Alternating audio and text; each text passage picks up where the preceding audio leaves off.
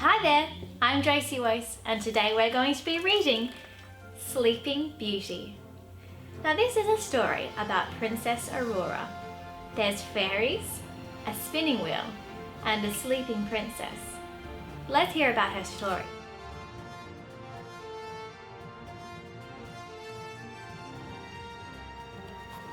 Once upon a time, there lived a kind king and gentle queen who wanted to have a child. After many years of hoping, they had a baby girl. They named her Aurora. The king and queen were so happy that they held a celebration feast. Visitors came from all over the land, including King Herbert, who ruled a nearby kingdom, and his young son, Prince Phillip. The two kings decided that Phillip and Aurora would one day marry and unite the kingdoms. During the celebration, 3 good fairies, Flora, Fauna, and Merryweather, floated into the room. They had come to give special magical gifts to the baby princess. "My gift shall be the gift of beauty," said Flora. "My gift shall be the gift of song," said Fauna. But before Merryweather could give her gift to the baby, a gust of wind blew open the doors. There was a flash of lightning, a crack of thunder, and then darkness. A bright green flame appeared in the middle of the hall. It slowly took the shape of the wicked fairy Maleficent. Maleficent was so angry about not being invited to the celebration that she put a curse on baby Aurora. "Before the sun sets on her 16th birthday," she said, "she shall prick her finger on the spindle of a spinning wheel and die." "Oh no," the queen cried. "Seize that creature," King Stefan, Aurora's father, ordered. But before the guards could reach Maleficent, she disappeared in a burst of fire and smoke. Merryweather's powers were not strong enough to take away Maleficent's curse, but she was able to change it. Aurora wouldn't die. Instead, she would fall into a deep sleep. Merryweather said, "From this slumber you shall wake. When true loves kiss, the spell shall break." King Stefan was so worried about Maleficent's curse that he had every spinning wheel in the kingdom burned. But Flora came up with a better plan to protect the princess. The 3 fairies would transform into peasants and raise her themselves deep in the forest. In their disguises, they would use no magic at all, so Maleficent would not be able to find them. When her 16th birthday had passed and the curse ended, they would return Aurora to the palace. The king and queen wanted to do everything they could to protect Aurora, so with sadness they agreed to Flora's plan. One night soon after, the fairies secretly slipped away with the baby princess. Many years passed, and high on the Forbidden Mountain, Maleficent had lost her patience. It was almost Aurora's 16th birthday, and her evil helpers still hadn't found the princess. 16 years, and not a trace of her," Maleficent shouted. "Are you sure you've searched everywhere?" Maleficent's last hope of finding the princess was her raven, so she ordered the bird to circle far and wide until it found a 16-year-old maiden with beautiful golden hair and rose-red lips. Meanwhile, Princess Aurora had grown up to be sweet and kind. The fairies called her Briar Rose and loved her like a daughter. On her 16th birthday, they sent her into the forest to pick berries and play with animals so that they would have enough time to prepare a party for her without using magic. Briar Rose wandered along, singing a song to her animal friends about the true love she wished for. Nearby, a young prince heard Briar Rose's sweet singing. He urged his horse, Samson, to take him to her quickly. Samson started galloping towards Briar Rose singing, but when he jumped over a log, his master fell into a creek. "No carrots for you," scolded the prince. He got up and laid out his hat, cape, and boots to dry. When the prince wasn't looking, some of the animals borrowed his clothes. They dressed up for Briar Rose, pretending to be the prince of her dreams. The prince began to sing along with Briar Rose. Then they started dancing together and fell in love. But when the prince asked her name, Briar Rose remembered that she shouldn't speak to strangers. But shyly, she invited him to visit her at the cottage. Back at the cottage, the fairies were having trouble preparing for Briar Rose's birthday party. Fauna's cake leaned to one side, and the dress Flora was making didn't look right either. The fairies had given up using magic, but now they were desperate, so they went to the attic to find something to help them. Sure that no one would see them, the fairies made everything perfect, with help from their magic wands.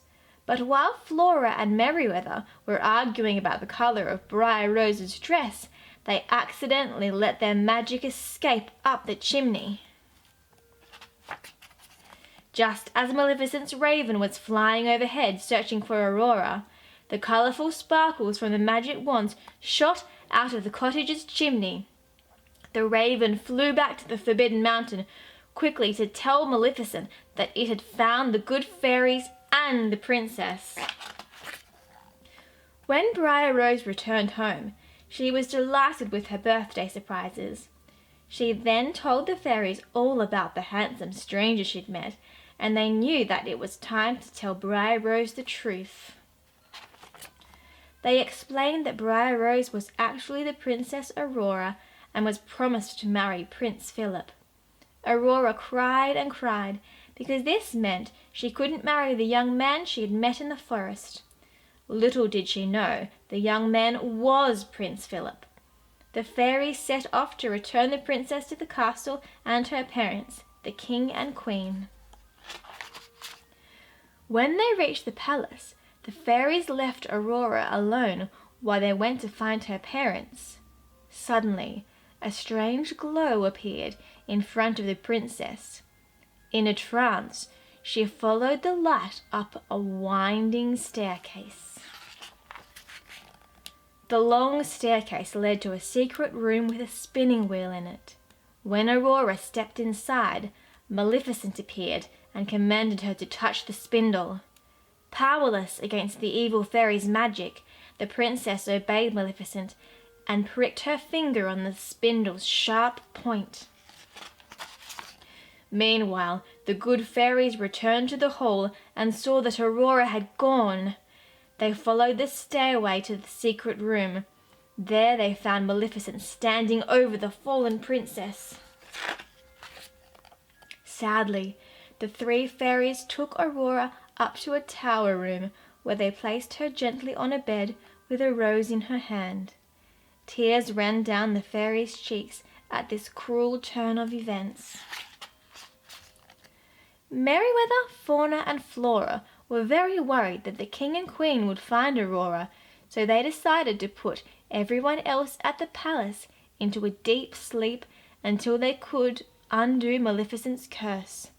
King Herbert was visiting the palace that night. As he was falling asleep, Flora heard him say that Prince Phillip wanted to marry a peasant girl. "Briar Rose!" Flora cried.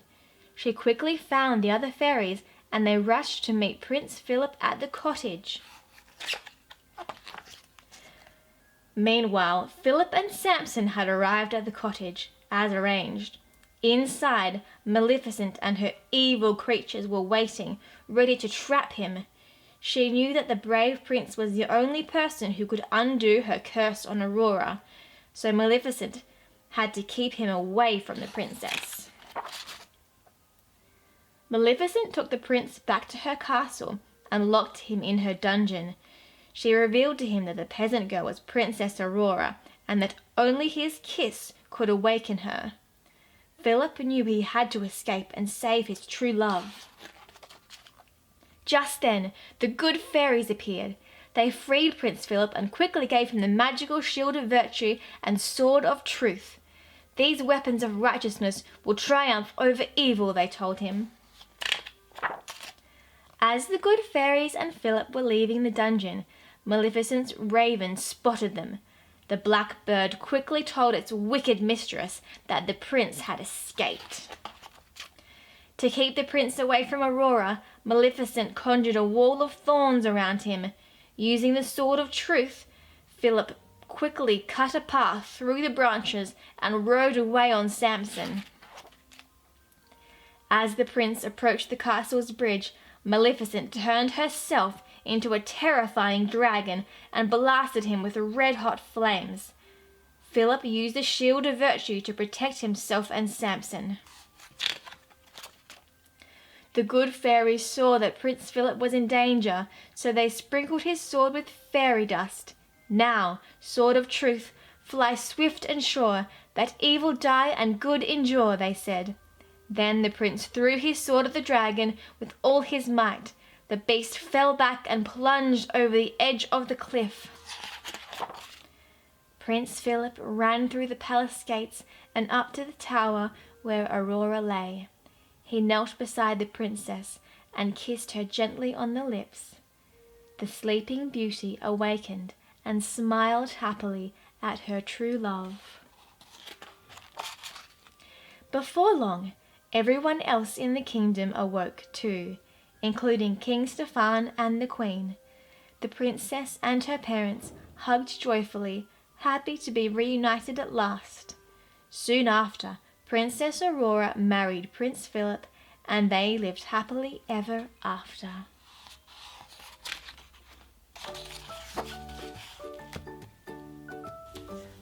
Whoa, I'm so glad Maleficent didn't get her way in the end. Thanks for watching, everyone. If you like this video, hit like and subscribe for more videos.